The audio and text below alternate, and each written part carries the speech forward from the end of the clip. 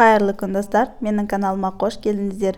Бүгін сіздермен ашытқысыз жасалатын тез дайын болатын өте дәмді, тұзды булочканың рецептісімен бөліскім келіп отыр.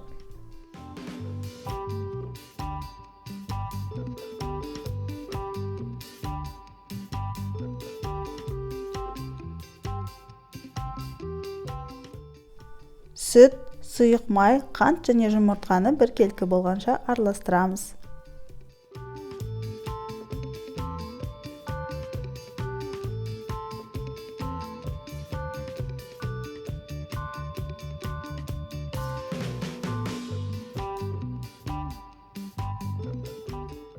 Сырды үккіштің орташа жағымен майдалап массамызға қосамыз. Мен сулугуни сырын қолданамын. Басқа сырларды қолдануға да болады.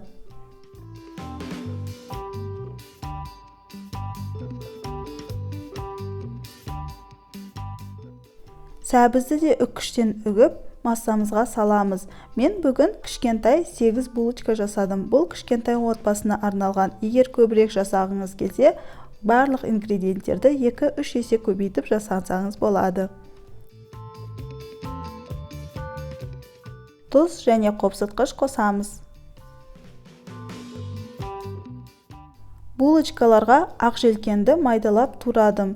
Оның орнына ас көкті салуға да болады.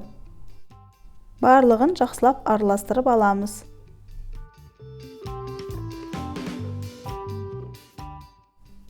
Ұнды елекпен елеп қосамыз. Әркімнің ұны әртүрлі болады. Сол үшін кейбіреулерінде көбірек, кейбіреулерінде азырақ ұн қажет болуы мүмкін. Қолға жабыспайтын жұмсақ қамыр бізге қажет.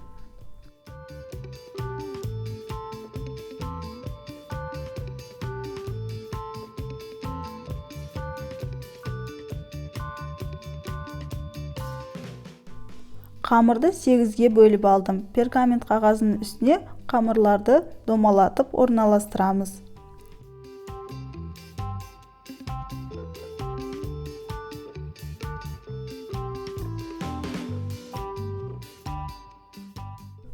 Үстіне сарыуызды жақсылап жағып шығамыз.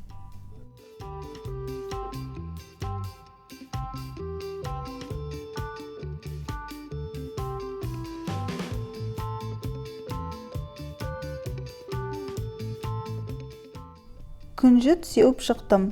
Алдын ала 180 градуста қызып тұрған пеште үсті қызарғанша 25-30-35 минуттай пісіріп аламыз. Осымен булочкаларымыз дайын болды. Өте тез және оңай жасалады. Іші үгілмелі болып шықты. Менің каналыма жазылып, лайк және комментарий қалдыра кетіңіздер. Сіздермен болған башын келесі видеоларда жүздескенше.